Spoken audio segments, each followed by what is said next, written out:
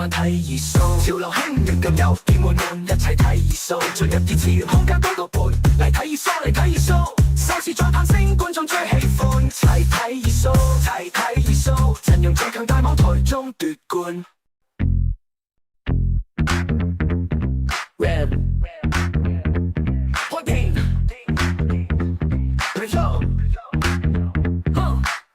歡迎大家嚟到熱數嘅 channel， 有嘢食有靚女仲有 DJ show， 放工就叫埋一家大細上嚟蒲，乜都好睇熱數。二戰是亂咁有根本潮流興，每晚仲有直播睇歌團同你傾，有 DJ Kingdom 把到你按唔識聽。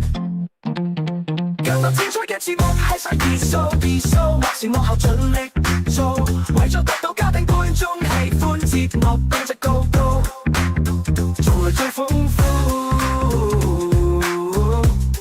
我哋要睇熱數，今晚睇熱數，潮流興亂咁又點會悶？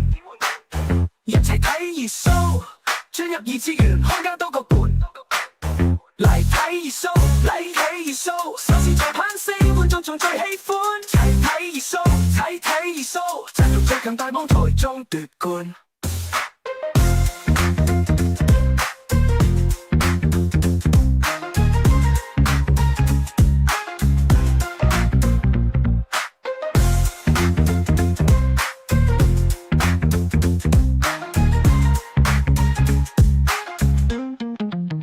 今晚睇熱數，潮流興勁咁有。我問嘢你要聽，鬼講嘢請收聲。歡迎大家嚟到星期一進入二泉空間嘅直播，我係 Emily， 我係 Cammy， 我哋今日好開心，邀請到小飛老師，耶！邀請到小飛老師緊張到都唔識講嘢添。小飛老師，我哋好似好耐冇見咯喎，都幾個月㗎啦。係上集最有印象呢，就係你帶咗啲小玩具嚟同我哋玩啦。咁今集我見到除咗小玩具之外呢，仲有好多唔同嘅道具喎，多咗好多。係啊，因為同埋啲小道具咧，其實今次係全新嘅，因為上次冇同你哋玩過㗎。係啊，咁我哋陣間就可以同觀眾我哋玩一玩呢啲小道具。同埋小飛老師，我知道你最近好似搞緊個新 project 喎，係咪啊？係啊，冇錯。其實一個點樣嘅 project 嚟嘅咧？我其實咧最新咧就搞緊一個新嘅 project 叫潛心影約。咁咧潛心影約呢個 project 咧，其實咧就係其實成個名咧嘅解釋咧就係將心裏邊咧嘅潛意識係啦，好似個鑰匙咁樣顯現咗出嚟，係啦，即係反映咗出嚟。咁所以咧就叫做潛心影約。咁最主要咧，其實我哋做嘅時候，我哋都係用好多唔同嘅工具嘅，即係都係你見到，譬如係前面啲卡牌啊，或者係啲道具啊，或者係甚至之前同你哋玩嘅解夢啊嗰啲，咁呢啲咧都係我哋會用嘅內容。咁但係咧最主要咧，其實就係因為好多時咧啲朋友仔可能揾我哋嘅時候咧，都有啲嘢棘住。係。咁但係其實佢實際上唔知道自己真係棘啲乜嘢。係。咁我哋就透過玩唔同嘅工具，用唔同嘅工具咧，去幫佢哋揾出其實真係棘住佢哋嘅係啲乜嘢嘢。其實我覺得都市人咧面對住咁多壓力，有時咧結下咗一啲心結啊，自己都解唔通嘅時候，真係要靠阿小飛老師去解通咧，咁一個人先至會可以釋放到啲壓力啦。因為啲壓力有時自己都唔知自己想點，有時又唔知自己點解啊！我呢排失眠啊，呢排成日都唔開心啊，做啲咩都唔開心，冇嚟精神咁樣啊。有時甚至會發下啲噩夢啊。咁所以其實覺得小飛老師你呢個 project 其實真係對都市人一個好大嘅幫助。係，同埋佢有冇話呢個 project 其實點樣去形式去進行呢？其實咧，我哋就分咗唔同嘅狀況嘅，咁即係譬如咧有一啲嘅朋友仔，可能佢嚟到見我先啦，咁我睇下佢個問題難唔難處理先。咁有一啲問題可能其實一次同佢傾完已經處理到嘅話咧，咁其實已經 OK 㗎啦。咁但係咧，因為咧其實我哋始終你頭先都講咗，我哋啲嘢咧係積埋埋，即係我哋唔係即係啱一次突然間有啲事發生，其實係已經積咗可能好多年㗎啦。咁嗰啲嘢咧並唔係哇，我同你見一次面咧，其實就已經可以處理晒嘅。咁所以通常咧就可能我哋就會有一個3個月或者係半個月嘅計劃。咁然後咧就可能譬如每個月咧會見面一次嘅。咁嗰一次咧就係我每一次咧都會俾功課。真係會俾功課。但係有冇話啲功課其實係要做啲咩？其實好 depends 㗎，因為咧其實要睇翻嗰一個客人啦，佢嗰個狀況。即係舉一個例子，譬如有一啲客人，可能佢嘅狀況，佢嘅棘位係點解啊？其實講啲例子啦，咁即係譬如有一啲朋友仔，可能你都聽過嘅，佢可能咧唔知點解來來去去咧都係同埋一啲渣男。哇！呢啲女仔都好中意聽啊！咁喺我哋節目開始之前呢，各位觀眾如果想加入我哋嘅會員呢，都可以喺我哋嘅置頂信息嗰度呢撳入個連結就可以加入到我哋嘅會員㗎啦。同埋呢，我哋都有個電話熱線，如果大家心入邊有啲咩問題呢，有啲心結啊，想揾小飛老師去解呢，都可以即場打我哋嘅熱線95903809嘅。同埋呢，我哋都多謝一下小白嘅 Super Chat， 多謝你支持小飛老師同埋我哋二蘇嘅節目，多謝晒。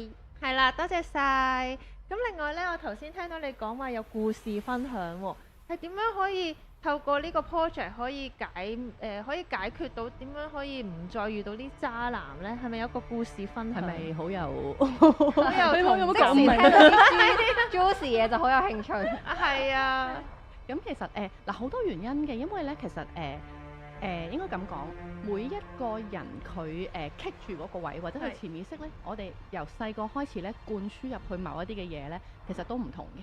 即係舉一個例子啫，嗱唔係一定個個都係咁嘅。某一啲人佢可能佢遇到渣男嘅原因係啲乜嘢咧？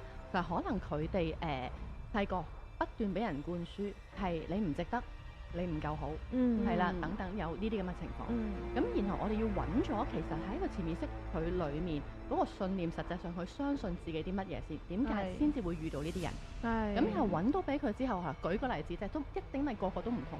咁所以咧就譬如如果佢真係佢自己好冇自信心，好唔愛自己嘅，可能我哋要去做嘅功課就係每一日佢都可能需要係揾10樣嘢嚟讚自己。係啦，咁我哋其實因為啲嘢係累積嘅，同埋我哋要將佢個潛意識個 program 重新再去改動。咁所以變咗咧就做一啲嘅嘢嚟令到佢呢一樣嘢我哋 bypass 咗。係啦，咁就從而俾翻呢個信心佢。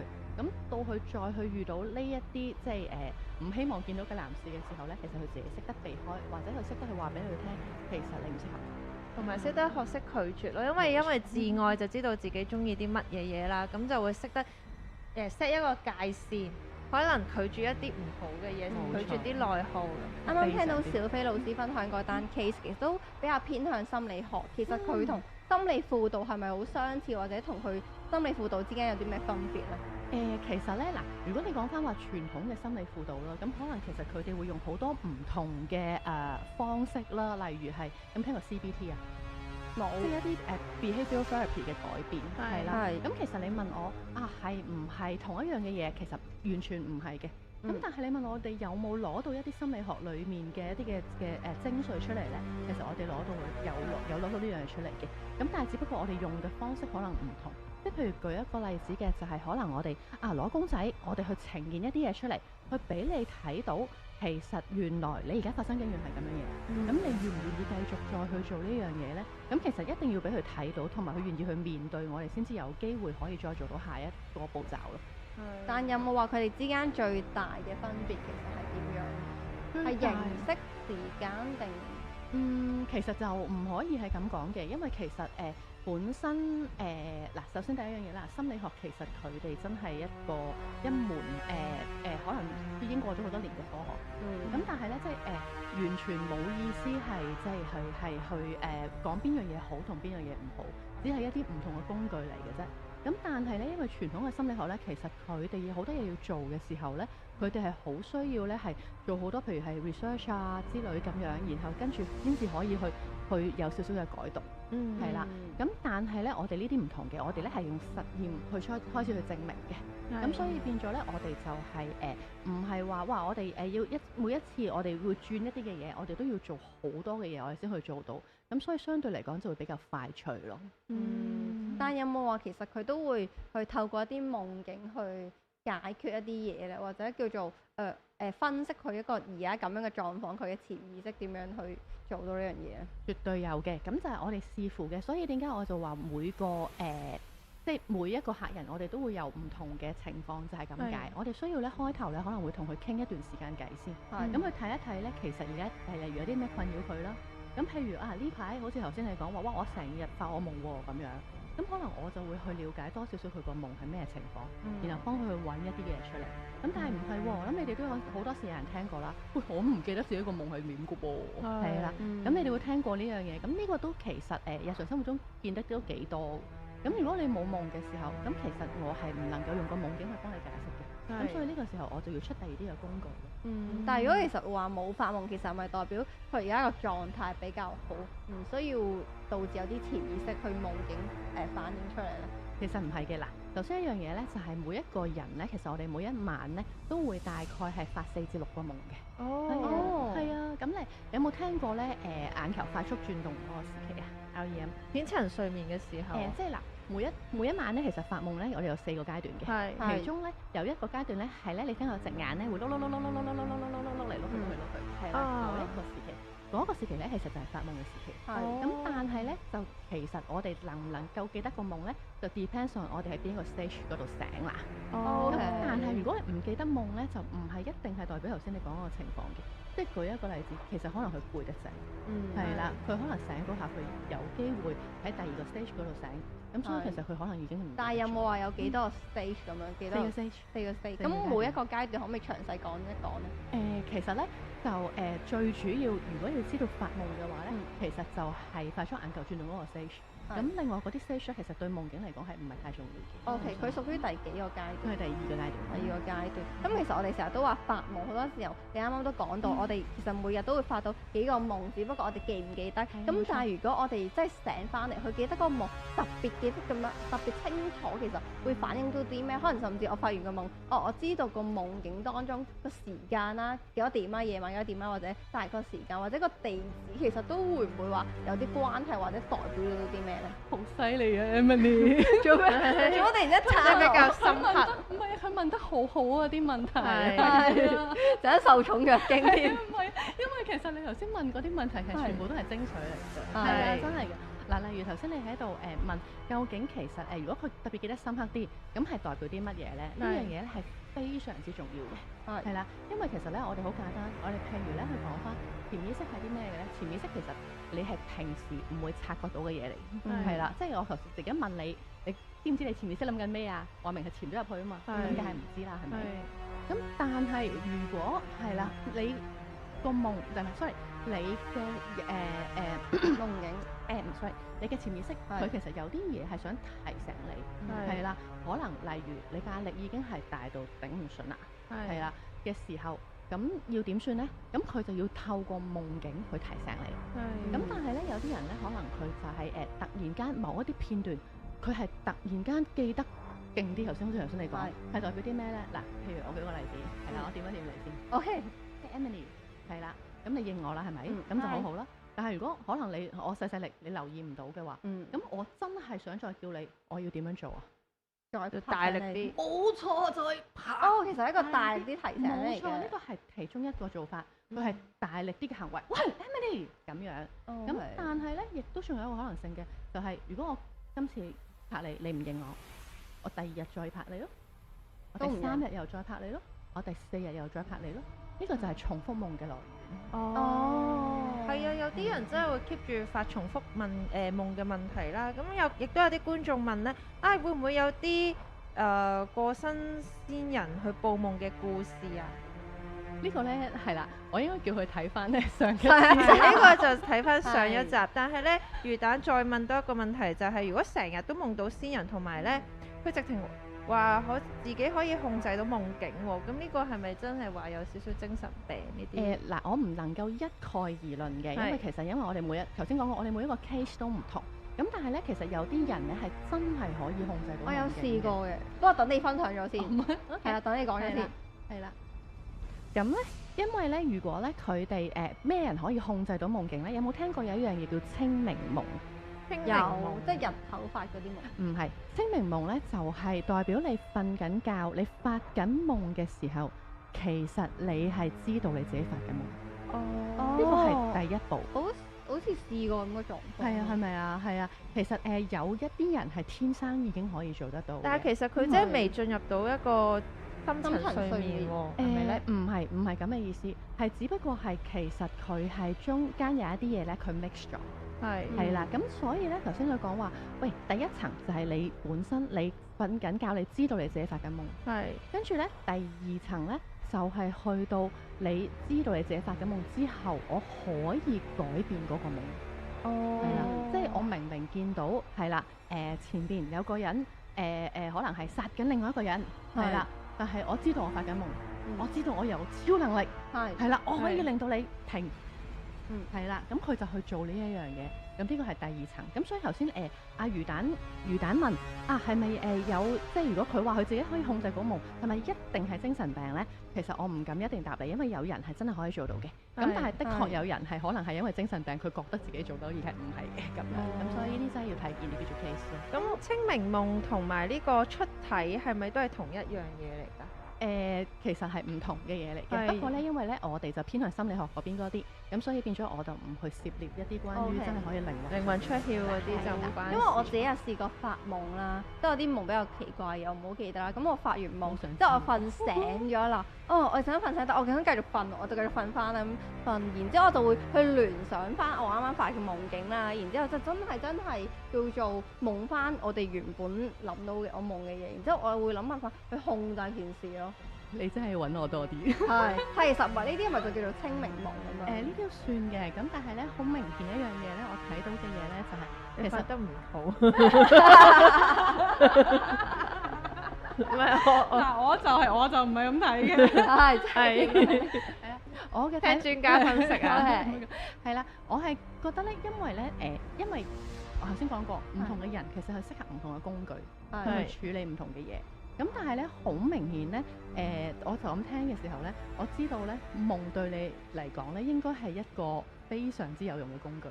所以如果你係可以咧多啲喺呢個夢裏邊去發掘嘅話咧，應該你會揾到好多嘢出嚟。因為我印象中，我唔好記得 exactly 個夢啦。咁我記得印象中個夢境咧係好嘢嚟嘅，所以我瞓醒之後，我會好想聯想翻個夢，然之後去控制，同埋想繼續發落去係咪？係。咁呢個似係你 keep 住想編織一個夢。其實係咪幻想多過清明夢多啲？呢個就唔係幻想多過清明夢。不過咧，呢個你可能你要留意一下嗱。我講嘅咧，因為我冇深入去了解你個夢係啲乜嘢，咁所以唔緊要。但係我講一啲係可能一啲 in general 嘅嘢嚟嘅啫，係啦。即係舉一個例子，如果咧你係發緊嗰個夢係有一啲嘅嘢係可能係夢境成真嘅，即係你本身日常生活中你好想要嘅嘢，但係實你得唔到。但係咧，你喺個夢裏邊咧，係你發咗嗰樣嘢出嚟嘅話，其實咧呢樣嘢又並唔係一件非常之好事嘅。OK， 原來係咁樣嘅。係啦，咁係因為，但係佢其實想提醒你嘅係咩咧？想提醒嘅就係你要留意你自己，其實有啲嘢真係想得到。係，即係我唔好淨係發夢啦，現實中都要努力啦。係，冇錯。係啦，咁所以其實當然好多原因。咁如果真係要知道嗰個夢係真係想講乜嘢嘅話，就真係一定要解落去。咁但係我只係可以講到一啲好基本嘅 concept。好明白。夢境分析都真係比較多層次啊！咁你咧有冇接觸過一啲客人咧？佢個夢係好特別，令到你仲依家即係好印象深刻嘅分享啊！可唔可以講衰嘢㗎？可以啊！我想知衰嘢，我想知呢樣嘢。咁咧，其實咧，你睇下，唔係你望住我，你望住我。係啊，好中意聽啲衰嘢。OK， 我哋分享一兩個啊。分享兩個啊。咁其實有一個夢，有一個即係有個客人啦，咁佢哋過嚟揾我解夢啦。咁其實咧，佢係夢到佢其中有一個片段咧，就係佢個褲浪位係穿咗個窿。補翻佢。褲浪位穿咗個窿。其實有啲咩暗示？咁嗱，都係嗰句漏財。記住一樣嘢。嗱，記住一樣嘢先。我哋咧發夢到，譬如講緊我哋唔係一個字典嚟嘅，即係唔係一定發夢到嗰樣嘢就係代表嗰樣嘢。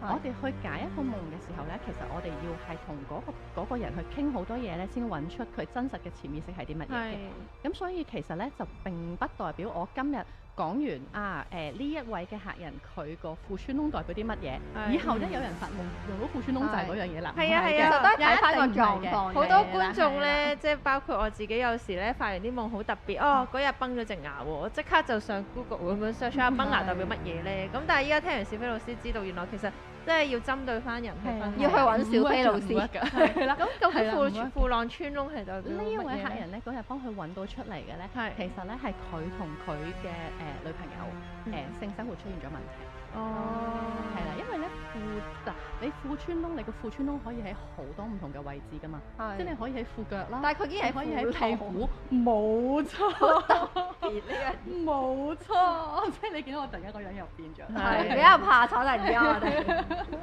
係啦，即係點解佢唔係個窿穿喺個屁股嗰度啊？唔係個窿穿喺個褲腳嗰度啊，係穿喺個褲浪，即係真係褲浪嗰度咧咁樣。咁所以同佢揾咗出嚟之後，就係原來係。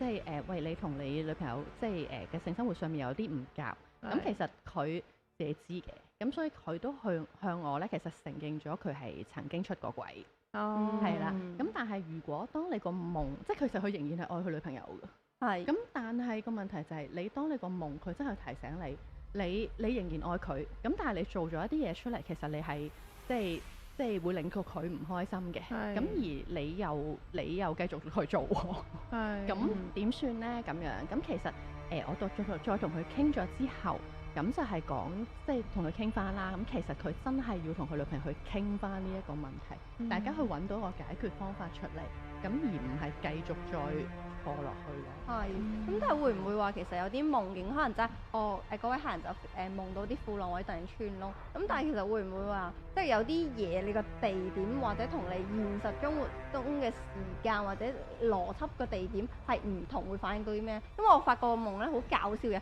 好耐之前嘅，但我到而家咧都記得嘅。咁我又説咧，我唔記得有一年前啦，我就發咗個夢，就講緊個夢大概就話緊，唔知翻緊小學定中學啦，突然之間恐怖襲擊個。好恐怖嘅喎，恐怖襲擊，然之後咩飛機啊，因為放置嗰啲炸彈啊，然之後成間學校啲人係咁走啊走啊，不停咁樣，我係咁不停跑。啲老師係咪變咗哥斯拉？咁又應該冇嘅，純粹我就係咁不停走完之後，我見到有棟門，我就打開咗棟門，發覺咧佢係一個手間嚟嘅，個手間咧反而係喺一個大陸我一個熟悉環境嘅手間度，但係 suppose 我讀緊書話應該係香港㗎嘛，但係一個喺香港。理論上喺香港地方，但係咧跑去到一個地方係屬於唔係香港，另一個地點其實有冇話反映到啲咩嘅？嗱，我可以話俾你聽咧，每一個夢境其實每一個片段咧都代表咗好多嘢嘅，係啦。咁但係真係要揾落去咧，我哋先至可以揾得到。咁如果我哋平均咧，我哋解一個夢咧，大概係半個鐘至到係9個字左右啦，呢個算。咁但係如果譬如頭先就咁齋聽你講啦，嗱我未深入去了解落去嘅，咁但係如果就咁齋聽你講嘅時候咧，頭先幾樣嘢一定係你需要留意㗎啦。咁第一就係你因為始終都係喺啲逃跑嘅狀況裏邊啊嘛。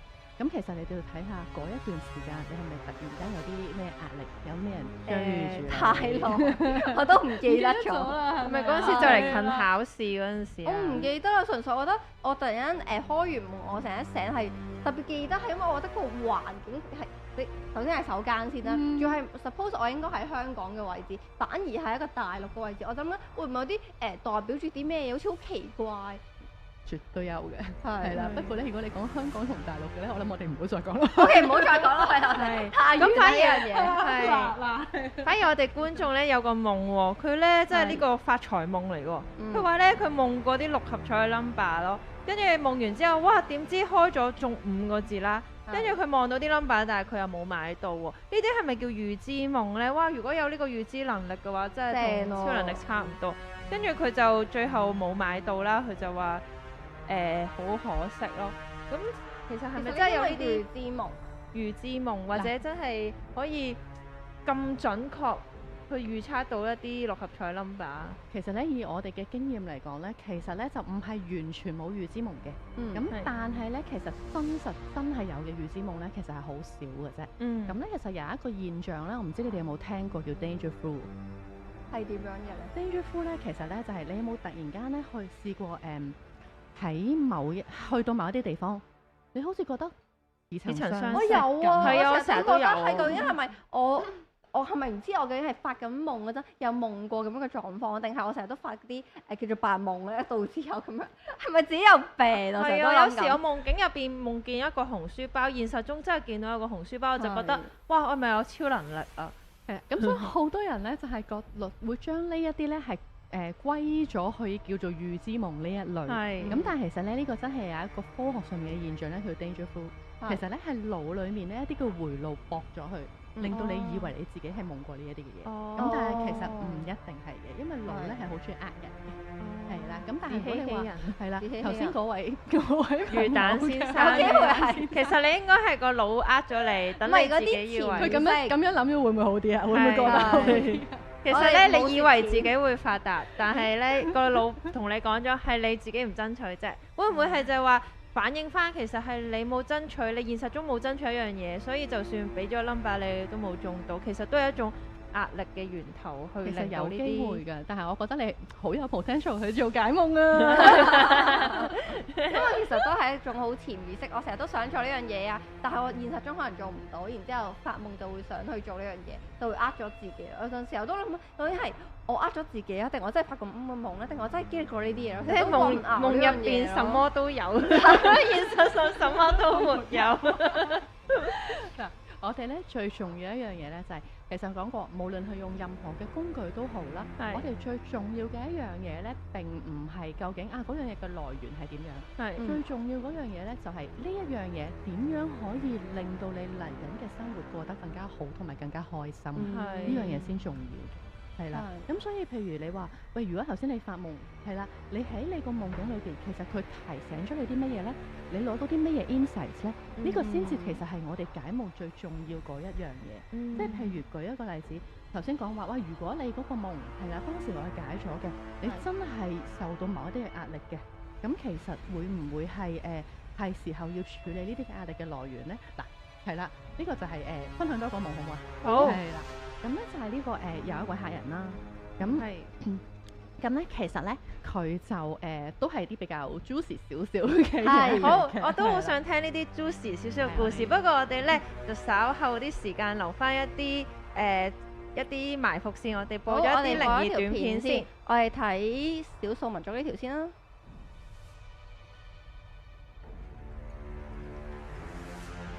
有個人瞓咗喺度，呢個都瞓覺喎，呢個仁兄。佢係咪發緊夢咧？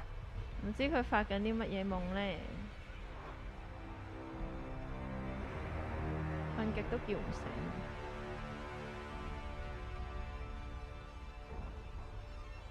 俾咗碟咩嚟？係嗰啲驅邪儀式咁樣類似，係雞蛋，然之後有啲係咪紙係咪符咒嚟㗎？定係好似嗰啲稻草人喎，我見到好似係，其實係咪啊？好朦啊！係比較朦，生雞真係雞蛋，蛋喎，畫符有機會係。呢度似係一啲亞洲地區，即係馬來西亞。哇，黑雞蛋哇啊！點解啊？但係頭先嗰隻明明係生雞生蛋。雞蛋，其實佢係咪隻雞蛋我去？吸哇！完隻眼黑色啊！好哇驚，飲埋啲黑色。佢飲埋啲黑色嘅嘢，哇！佢直情係撞邪咁嘅款喎，係咯，哇飛哇咗！呢哇係咪？懸空飛起呢條片喺邊度喎。嚟㗎？個我哋啲幕後同事事。揾嘅，亞洲地區比較偏邪嗰啲地方咯，係嗰啲係咪誒呢個係開山中國少數民族咁樣。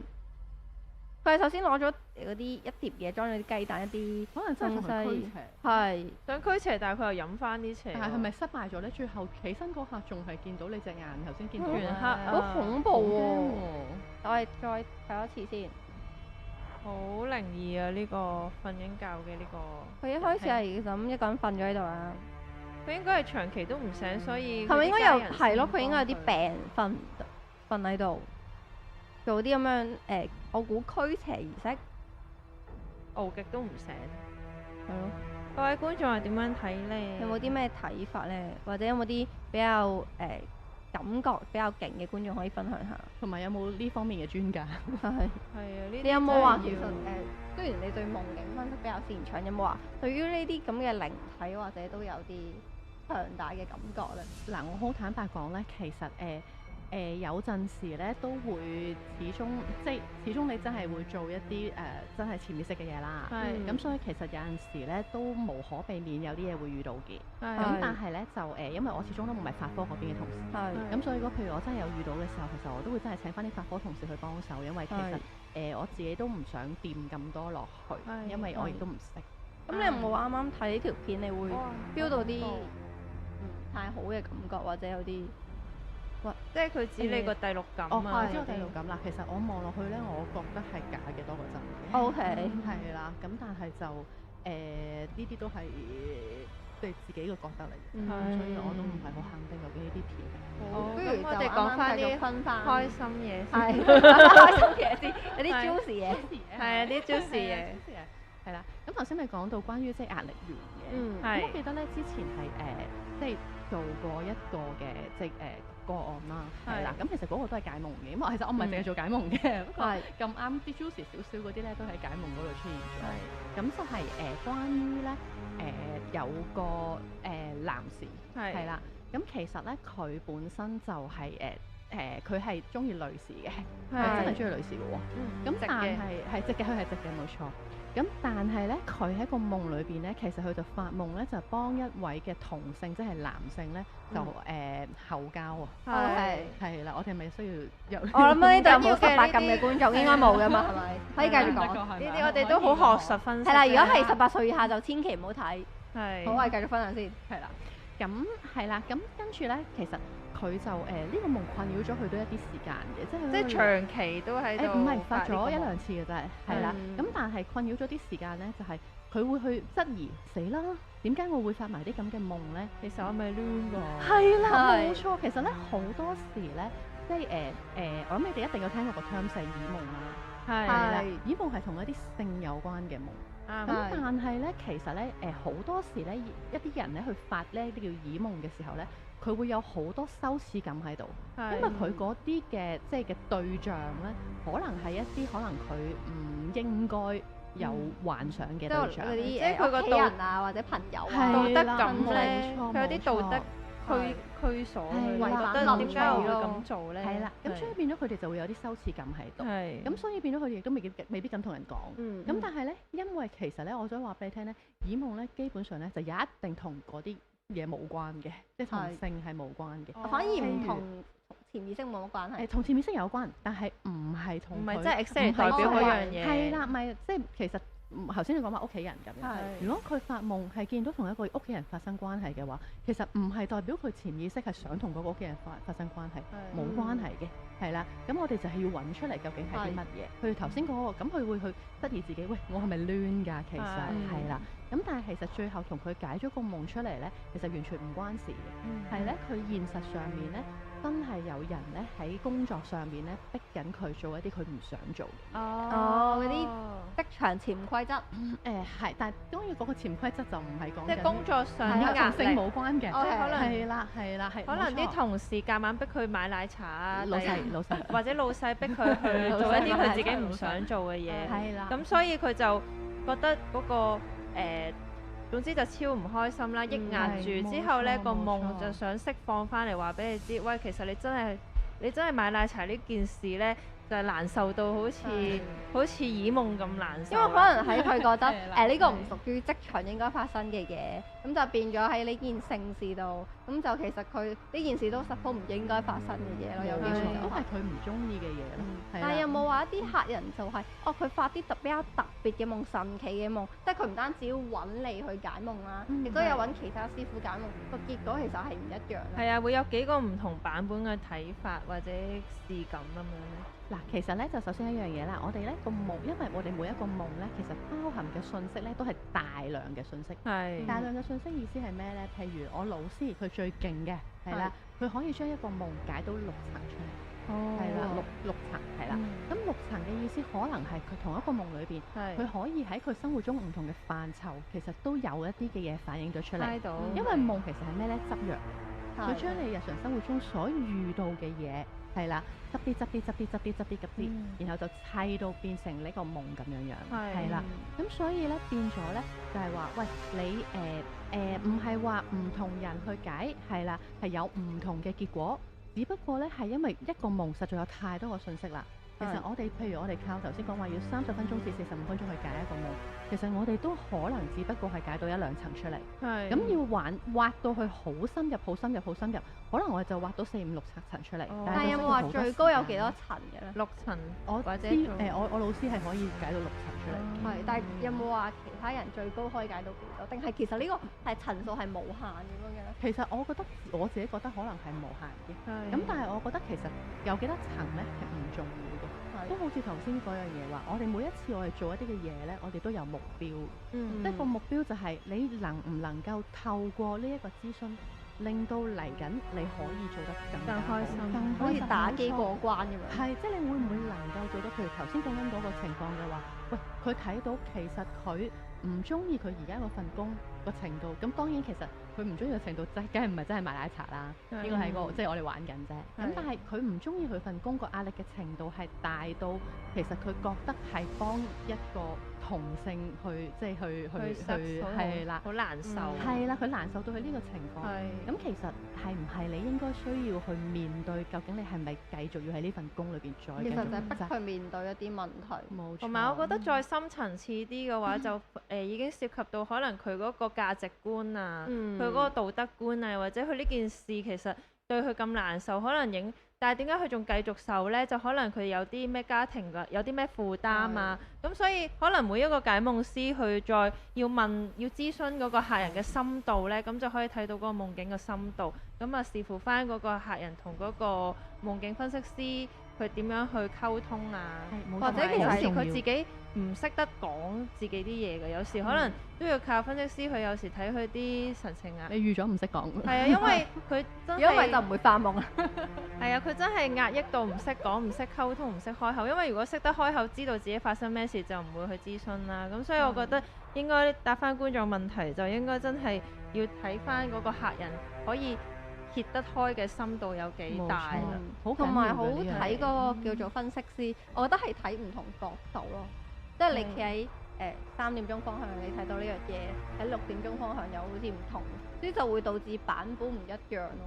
其實我就唔會話版本唔一樣嘅，係多維度咁或者好似一塊餅咁樣，係啦，睇到一塊兩塊。又或者係譬如你炒一碟餸，係啦，我炒一個番茄炒蛋，咁其實佢裏邊有番茄、有雞，唔係有蛋、有鹽、有糖、有油。有啲人食到佢嘅甜多啲，有啲人食到佢鹽多啲，但其實全部都有嘅喺裏邊。但我又想問，其實會唔會話有啲夢可以連結咧？即係可能我其實夢境就係一啲潛意識嘅反射啦。咁但係可能我最近有啲嘢困擾嘅，即係我同 Camilla 好 friend 嘅，就假設啦，即係我哋係啊，真㗎，可唔可以啊？嗱，重點問翻個問題先，我重點問翻個問題先。即係可能我同佢好 friend 嘅，而咁啱我哋困擾住同一件事。所以我哋就發夢啦，咁其實都係潛意識嚟噶嘛。會唔會話我哋當中我哋發夢去連結到咧？我哋兩個嘅夢，都試過有啲人話兩個夢一樣嘅，咁講翻出嚟真係哇好恐怖喎！琴日發啲夢一樣，係或者啲喺夢境當中，我同小明見面啦，然之後我可以能夠同佢對話或者一齊去控制一啲嘢。其實有冇呢啲咁樣嘅 case 啊？控制去到你話一齊控制呢啲嘢咧，講真我就未聽過。係，但係有冇話可以連結到呢樣嘢？但係如果你話頭先好似 Camilla 講，佢話有兩個人去發埋一模一樣嘅夢，係連細節都一樣嘅咧，呢個我係聽過。係。咁但係咧，我都係想講話，即係佢哋嗱發埋同一樣嘅夢咧，有好多時候好多原因。頭先我講話發夢係執藥。執藥即係你其實每一日你見到啲咩嘅時候，跟住然後你將啲嘢執。咁譬如我今日見到你係啦，我同你一齊喺呢個直播間，可能今晚我同你翻去一樣發夢，我哋喺呢個直播間嗰度做嘢。因為我哋係夢係將我哋日常嘅片段執出嚟啊嘛。係啦，咁然後跟住佢再 create 一樣嘢。但係我可以好肯定咁樣講嘅咧，就係就算兩個人發埋嘅夢係一模一樣都好，解出嚟嘅嘢係唔會一樣嘅。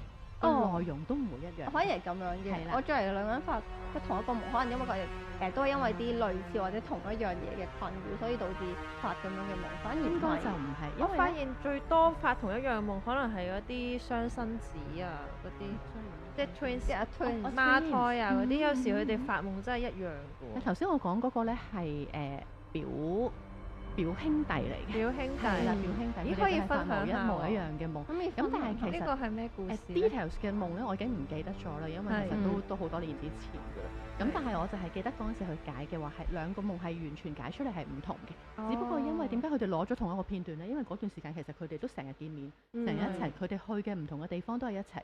咁所以咁啱佢就攞咗嗰啲片段出嚟擺咗喺個夢裏邊，係做代表咁解嘅啫。咁其實好簡單一樣嘢就係因為無論佢哋雙生子咧，其實佢哋係容易啲會接觸同一個環境，因為佢係啦冇錯接觸同一個環境咯。咁可能係見到同一樣嘅嘢啦，甚至乎因為佢哋可能一齊生活，咁所以變咗有一啲嘢咧，佢相對嚟講咧係比較近似。咁但係咧，其實咧，因為佢哋潛意識裏邊其實對同一樣嘢咧睇法都唔同，冇錯，所以變咗解出嚟就會唔同啦。但係有冇得話去闖入人哋嘅夢咧？即係我發夢 Inception 係咪？係。嗱呢個係仲未，我未喺現實裏面，我仲未聽過有。但我唔排除喺啲唔知邊一啲嘅世界裏邊有人研究緊，真係做緊呢啲嘅 research。OK。係啦。咁我成日都覺得夢境呢啲會唔會有機會？我夢到嘅嘢其實同隔離嗰個位其實都夢到類似嘅嘢，或者我可以闖入佢夢去控制佢。我諗緊，如果譬如你一直喺度瞓緊覺啦，跟住喺隔離意淫咁樣咧講嘢，可能就入咗落你夢，因為你覺得我煩到你咧，你可能喺個夢入邊想打我，好似闖咗入我個夢咁樣。係啦，但我想揼你咁樣。係啦。就係咁，但係呢啲係 Inception 嘅故事嚟嘅環節，暫時未遇過。咁樣問我咁樣嘅問題咧，即係代表其實咧 Inception 呢套咧嘅夢呢套戲咧真係好深入民心，係啦。同埋點解佢嗰陣時咁膾炙人口咧？就係其實因為大家都會有咁樣嘅諗法，我可唔可以做到咧？係。咁不如我哋又睇下片先啦。我哋今次去俄羅斯啊，遠啲。自俄羅斯的頻道主近日拍攝到一段令人毛骨悚然的畫面。他原本是在森林中探險，卻疑似迷了路。正當他四處尋找出口時，眼前突然出現了一座廢棄已久的老舊建築。走近一看，才發現這竟是一處荒廢的軍事基地。破敗的外觀、鏽蝕的鐵門，似乎都在無聲地訴說着這裡曾經的非凡歷史。歷史。Прикольно, что-то новенькое. Найти эти шахты. Так. Пошли. А вот здесь уже стрёмненько, ребята. Какие-то комнаты.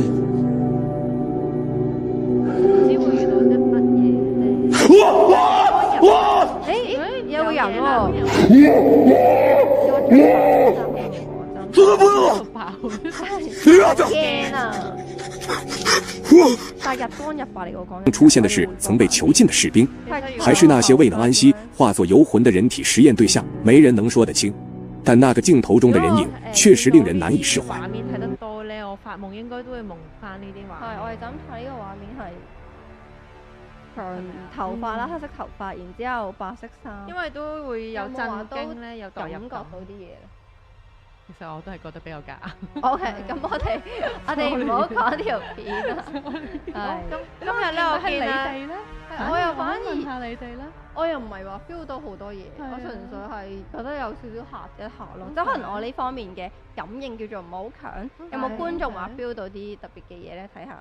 係。咁我知道師傅你帶咗好多玩具咧，咁我都想睇下玩下呢啲玩具。我記得上集咧，你嗰啲玩具係好多太空人啊、公主啊、王子，但係今集咧，我見到你嗰啲公仔係多咗好多特別嘅頭喎，特別嘅面具喎。係咪新買嘅？我見你係啊，冇錯啊。但係啲玩具係全新㗎，佢啲公仔同上集係好唔同。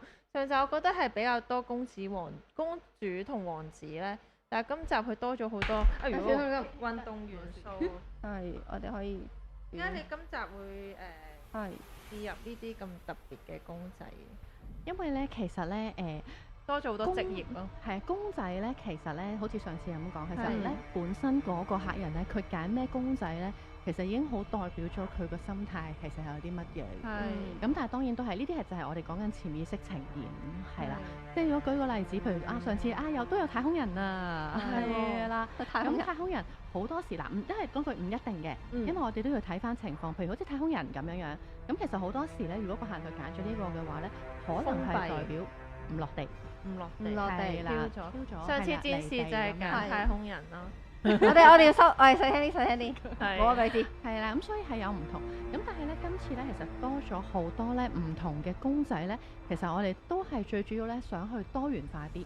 咁當個客人咧佢有機會去揀嘅時候咧，其實我哋可以睇多少少咧唔同嘅嘢，即係嗱，會唔會有啲客人佢哋可能講夢嘅時候咧，佢哋有啲唔係好識得點樣去發表咧，跟住就會用呢個公仔去演繹翻啊！我上集唔係我琴晚個夢咧係有呢個類似呢個樣啦，即係呢個樣啦。有啲嘢佢唔想自己講。類似呢個樣就未試過，但係咧我有試過咧係即係譬如有一啲嘅客人佢可能佢嚟到佢有啲夢係啦出現咗，或者有啲情況出現咗，我叫佢咧排翻俾我睇嘅。咁但係通常係我揾俾佢，我話啲嘢，譬如呢一個係代表啲乜嘢，呢個係代表乜嘢。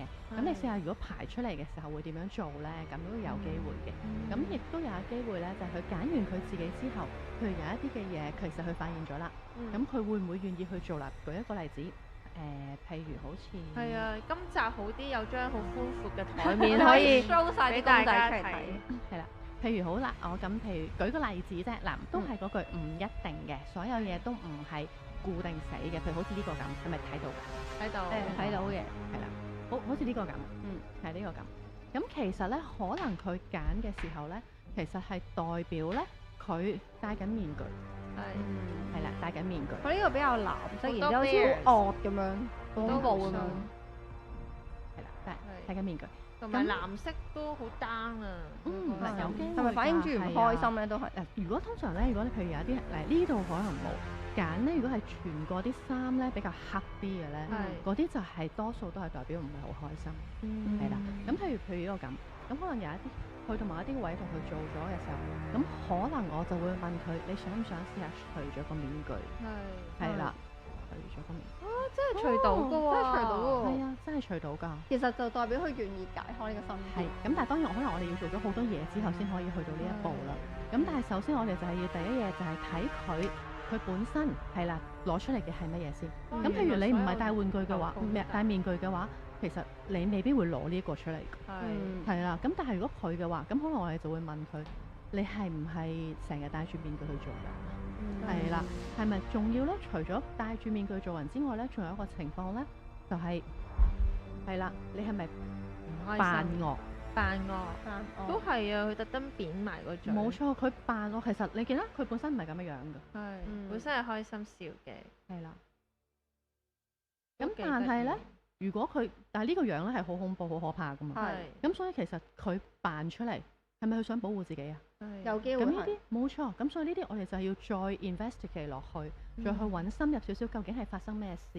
咁佢呢一刻咧，呢個玩具小道具啦，佢係揾到佢當刻嗰個情況啊，定係比較係相對於揾到嗰個人內心嗰個本身嘅潛意識性格，係都比較 long term 少少㗎。其實都係睇嗰一刻，其實佢個問題係乜？係啊，佢想問冇錯。但不如咁樣示範一下。你即刻諗條問題，但係佢玩過嘅喎。哦，係喎，你未玩過。咁啊，咁我試下啦。試下嗱，俾佢講到好特別，我上集睇到佢先。跟住然後你嚟。好，喺你揀緊公仔同時，我哋依家介紹下第二個道具啊。我去諗一條問題先嘅。係啊，你呢個都好喎，呢個又係咩？我諗一條問題係嘛？你諗一條問題啊？你睇下一條問題得唔得先？或者你有啲咩想處理，或者你係傾喺邊位？係要幾耐啊？3個月定6個月㗎？佢個問題。其實唔關事嘅，因為你頭先問緊嗰樣嘢咧係西方塔羅牌嗰陣時好多時限制咗3個月定6個月嘅。咁通常咧你唔好揀住，你要問咗我先，我會同你講。我同你係啦，跟住你要同咗我講先，你同咗我講，跟住我會 instruct 你去揀。我揀學業咯，即係嚟緊會點樣？你而家係讀緊書，係咪啊？讀緊書，OK，好。咁我哋一齊睇下 Emily 佢點樣去解決佢嘅學業。我覺得佢有啲緊張啦。係啊，突然間咁望住。你裏邊揀一個代表你啊。睇下先。呢個一派報紙咯，我覺得幾特別喎。係，我睇下。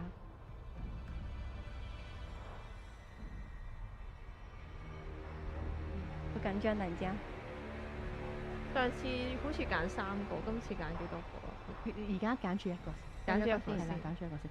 你學業上面係嚟緊，你會係讀書啊，定係點樣？哦，你就係唔知咯講多少少得咧，即係你嗱，因為我而家係仲讀緊書嘅，咁就我而家我想 keep 住升學，但我唔知可唔可以做多樣嘢。 OK，好。你喺裡面揀多一個公仔， OK 代表升學。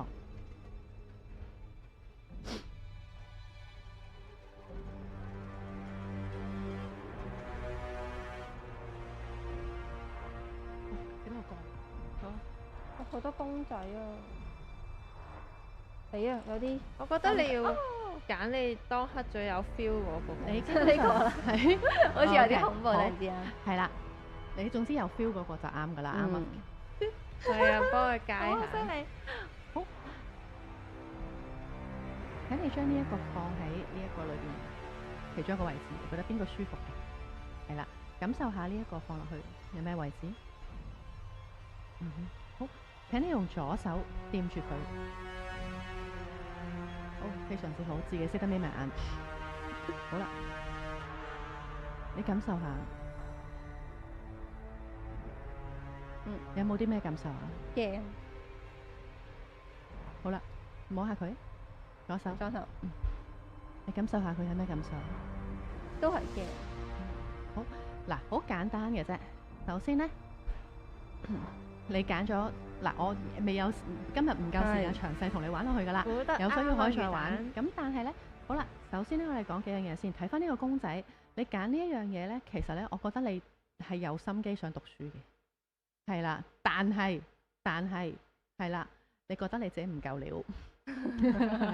睇穿晒添，咁多位觀眾可唔可以而家唔好睇嘅啫？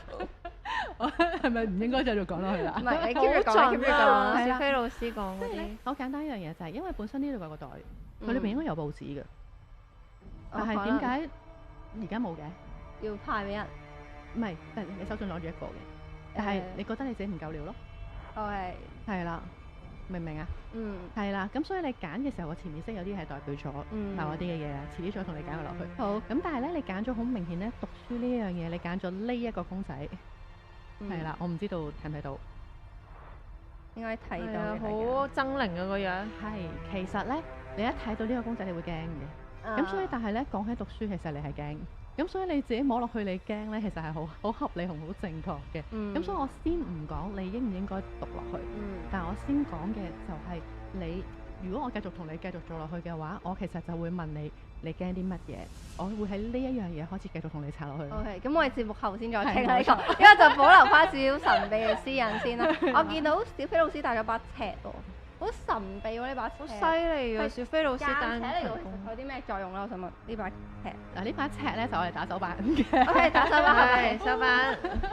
嗱，其實唔係，因為咧，我哋頭先講咗話，我哋嗰個頭先潛心影藥啦。咁潛心影藥除咗咧係去解決一啲棘位之外，棘位咧通常就係邊啲位咧？金錢啦、工作啦、事業啦、愛情啦等等呢一啲裏邊，仲有一樣嘢咧好常見嘅出現嘅咧就係健康。健康真係好重要。係啦，冇錯。你要冇病而家冇痛先會有流感好多人事病業。係啊，或者有啲人咧，嗱，流感病其實都算短啦，會好翻。咁但係有一啲人咧，我諗你哋有時都會聽過嘅，咁就係佢可能病咗一段比較長嘅時間，但係咧醫生揾唔到咩事。係啦，你哋都有聽過呢啲 case。聽過。係啦，咁咁但係無論好似準備死咁嘅款。但係其實醫生係同佢做晒唔同嘅 Body check assessment，啊係啦都做唔 body check 到係揾唔到喎。咁呢個時候咧，就有陣時咧，啲客人咧，佢會揾我哋幫佢睇下咩事。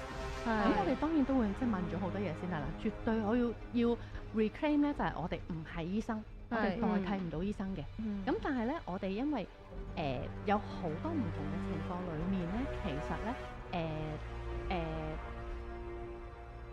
應該咁講，病毒啦，只係其中一個會令到人生病嘅原因。最大嘅病係心理影響生理。冇錯，係啦。因為其實我見好多癌症嗰啲病人啦，佢都係心入邊有啲心結一直屈住，令到嗰啲細胞癌變，又或者有啲其他小病小痛啊，咁其實都係好因為成日都話其實你係咩啊？少咗笑能醫百病，其實因為你開心，其實恐懼最大嘅係恐懼本身。係夾硬笑出嚟嗰啲係唔得嘅喎，係應該俾你睇穿先。真咁其實我哋講翻呢樣嘢咧，咁睇手其實有冇話點樣睇啲咩？有誒係啦，我就牽出我嘅手。係啦，咁可以 zoom 近啲。係順近啲。咁咧嗱，今日燈光爭少少好啊，唔緊要。係啦，咁打燈啦，打燈先，我哋呢個打燈咗。係好打緊咗。咁其實咧，簡單講少少啦，就係你哋有聽過腳底按摩係咪啊？有成日都做嗰啲穴位按摩。係啊，冇錯。嗱，你腳底按摩其實撳某一啲位咧，其實係代表一啲嘅反射區。嗰啲反射區咧就係代表，譬如啊呢度係咪你個胃唔係幾好啊？係啦，呢度係咪係啦，都係咁樣啊嘛，係咪？其實手係一樣嘅，係啦，抽下水先，係啦，手係一樣嘅。咁咧一樣，咁即係譬如咧，我哋見到某一啲個位，可能佢嘅顏色咯，佢嘅形態咯，同正常嘅有分別。咁好似睇中醫咁喎，有啲我問係啦，係啊，冇錯。其實我哋呢個係中醫理論嚟嘅，其實真係國內嘅中醫係研發出嚟嘅。咁所以我就會睇翻咧，佢哋其實個手上邊邊一個位可能咧就係會有 potential 有問題。嗱，都要重新講一句，我哋唔係西醫，我哋代替唔到有一啲嘅檢查嘅。咁但係只不過我哋係睇嘅時候咧，因為其實佢係好快會出現嘅一啲嘅嘢，咁可能咧我哋會俾到一個好快嘅 overview 大家。係啦，咁解。咁然後咧，當如果客人佢某一啲嘅健康情況之下，佢棘住咗，咁然後佢揾唔到一啲嘅原因出嚟，呢一個係我哋其中一個工具咧，去睇下可唔可以幫得到佢嘅。你話通常係睇邊個位先？嗱，其實咧每一個位咧，讀書嗰度係咪咧？呢個你唔係睇呢個純粹估嘅啫喎。佢呢排咧，其實咧有少少瞓得唔係幾好。嗱，其實咧成隻手咧唔同嘅部位咧，都代表好多唔同嘅嘢嘅。咁首先咧，簡單一樣嘢啦，即係譬如好簡單嘅話，呢兩個位咧，代表嘅咧就係你兩隻腳。係啦，兩隻腳嘅位，由呢一度係屁股開始向下。係啦，咁但係咧，當然好 details 嘅位置其實好細嘅啫，嗰個位。咁嗰啲我唔詳細講嗰啲，sorry。係啦，唔詳細講啦。咁但係呢一啲即係呢個係即係呢個其中一個代表咯。咁又譬如咧，我哋去睇一睇啦。譬如咧，好似呢一節位咁樣。其實你俾我想近少少睇嚟咁。OK，冇問題。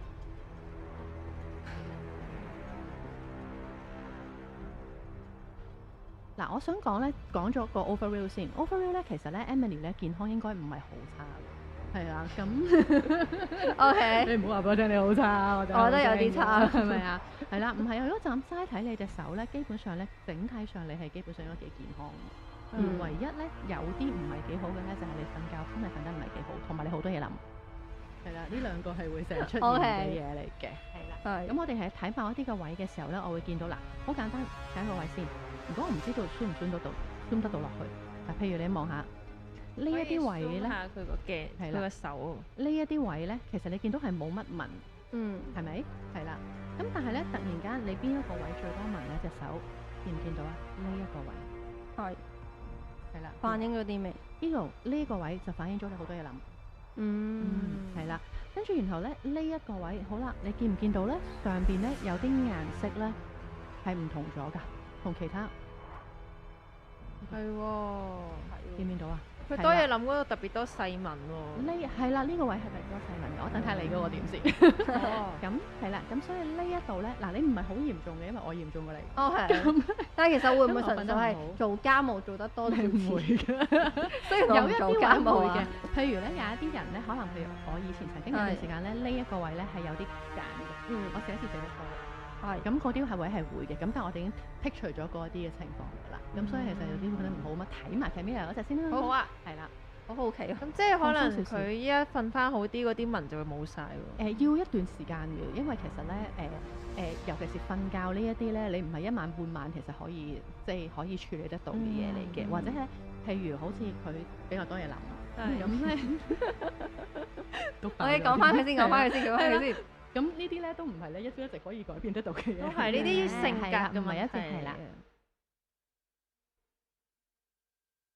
我見佢手板掌都好似多啲紋嘅，嗰啲紋都好深刻。同埋係啦，冇錯。其實咧佢啲紋咧係比較深色嘅，不過我未睇完，等我陣。使唔使照燈。照一照燈係。咦！我哋個上面個鏡終於照咗出嚟咯。有啊，照到。佢哋會 zoom。我哋個後台同事好厲害。係。好犀利啊，小飛老師！嗱，好明顯你見到嘅話咧，就係你冇佢咁多嘢諗嘅，因為你呢個位冇咁多紋。係係啦，可能長少少，可唔可以伸長少少？得唔得？先睇到你隻手，得唔得？係。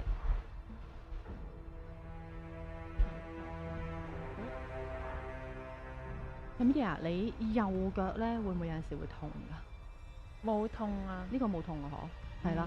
嗱，因為咧，譬如咧，你要睇翻呢樣嘢咧，就係呢一個係頭先講嗰隻腳，呢一隻係你嘅左腳，呢一隻係你嘅右腳，放鬆啲先，係啦，左腳右腳，咁咧你會見到咧，明顯咧右腳咧，你啲紋係啦會多少少嘅。你咧下一次咧，我知道你呢排做緊運動啊嘛，係啊，你下一次試下咧拉筋嗰陣咧，係啦，係得唔得？得啊。你試下咧拉筋嗰陣咧，去感受一下，你感受一下咧，右邊呢一隻腳嗰條筋其實會唔會扯住扯得多啲？右腳係緊啲嘅，左腳係鬆啲嘅，好明顯㗎呢一度。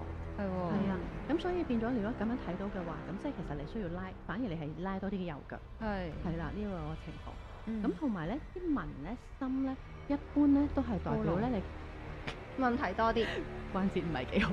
關節唔係咁。都係啊，做運動嗱嗱聲。係啊，係冇錯。咁所以咧，呢個亦都係嗱，我知道你啱啱開始做運動，做咗3日，做咗3日。咁其實頭先係3日唔夠嘅，咁但係你亦都係反映咗其實啱㗎啦，你呢個方向係好啱嘅。你坐得好辛苦唔緊要。唔緊要，係啦，方向好啱㗎啦，你係需要做多少少嘅運動，係啦，去做呢樣嘢嘅。咁有機會我哋一陣出去再幫你睇多少少，因為呢度嘅燈光有少少。哇！小飛老師真係好全面啊，由個心理去到生理都可以處理到，真係好廣泛咯。咦？咁呢個咧？呢副牌係呢副牌係啦，呢副牌我上次有冇同你哋玩啊？冇玩咩？冇啊！哦，OK，呢個易經塔羅係啊，冇錯，呢個易經塔羅啊。咁就其實係都係同塔羅一樣嘅啫。咁但係咧就最主要我哋用翻易經嚟做嗰個嘅故事個背景咯，就唔係即係西方塔羅咁，可能佢係啲戰車啊、馬車啊咁樣樣。咁所以變咗就如果客人佢嚟到，亦都係啦，有啲嘢解決唔到嘅，咁可能我哋就會幫佢抽牌啦。咁或者佢有陣時咧，直情係會做到去睇翻即係譬如嗰個人，佢可能有一啲嘅成個人個使命係啲乜嘢咁，呢啲有啲我哋都幫佢可以揾得到。好襯你今日套旗袍，中式嘅易經牌都。但係有冇話其實呢3樣道具，你通常最常用邊種道具，或者叫做對於你嚟講啦，其實邊種道具係最幫助你去解決問題？冇㗎，真係。其實冇嘅都係，因為我哋真係好睇 individual case 嘅。即係如果個客人嚟到，因為其實嚟到揾我嘅人咧，坦白講五花八門嘅，係啦，咩情況都有。係啦，嚟到坐低，其實完全唔知自己有啲咩問題，咁但係總之佢就係唔開心，係啦，咁呢樣嘢亦都會有。咁前期嘅諮詢係好考功夫，冇錯，反而係諮詢到位啊，到點嘅時候之後解決嘅方法，到時就再隨機應變，係全中咯。但係諮詢嗰度真係要睇到嗰個客人肯唔肯去披露自己嘅內心世界。係啦，咁呢個其實首先呢樣嘢，咁當然一定好睇個客人咯。佢本身嚟嘅時候，即係其實佢願唔願意先啦。咁然後我哋如果佢願意嘅話，我哋先至有得做落去。咁今日都好多謝小飛老師同我哋分享咗咁多夢境分析，原來好特別啊！呢個話題係咯，好特別。其實原來夢境嘅啲細節啊、時間、地址，其實都反映咗好多資訊啦。同埋原來睇手咧都可以睇到健康，真係小飛老師真係好勁，無論係解夢啊、心理啊，甚至健康啊，手相依家都識解決到，真係手相唔同，唔係手相係啦，手就相多謝小飛老師同我哋嘅分享啦。咁亦都時間差唔多啦，如果大家有興趣我哋嘅節目，就記得 comment like and share 啦。咁就睇下會唔會有啲咩，大家有啲咩觀眾想分享下，或者有啲咩問題啊？記得我哋下星期一繼續進入，係啦，同樣時間繼續進入二次元空間直播。拜拜。